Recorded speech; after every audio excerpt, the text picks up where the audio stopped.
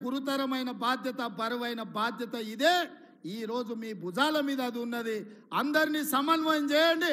గ్రామ గ్రామాన కార్యకర్తలు జెండా మోచినోళ్లను అవసరమైతే ఊపిరైన వదిలిండ్రు కానీ జెండాను వదలలేదు. భుజాలు కాయలు కాసే విధంగా కాంగ్రెస్ జెండా మోచిన కార్యకర్తల్ని గెలిపించాల్సిన బాధ్యత మన మీద ఉన్నది. వేదిక మీద ఉన్న పెద్దలందరి మీద ఉన్నది. మీ ఎన్నికలకు మా ఎన్నికల కంటే ఎక్కువ కష్టపడతా నేను. మహేష్ గౌడ్ గారు మిమ్మల్ని అందరినీ సమన్వయం చేస్తారు.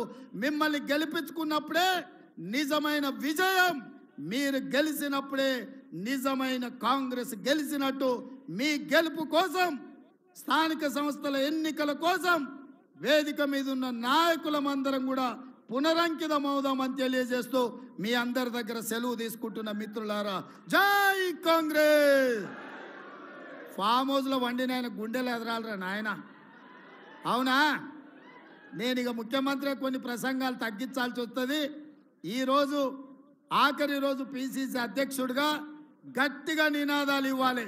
జై కాంగ్రెస్, జై జై కాంగ్రెస్, జై కాంగ్రెస్, జై సోనియమ్మ, జై జై సోనియమ్మ. ధన్యవాదాలు మిత్రులారా.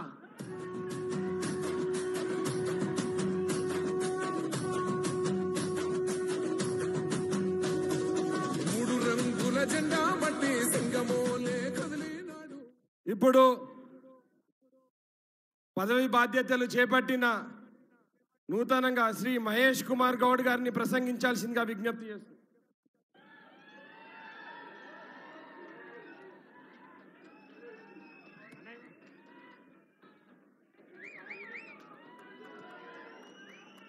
పెద్దలు, రాష్ట్ర ముఖ్యమంత్రి వర్యులు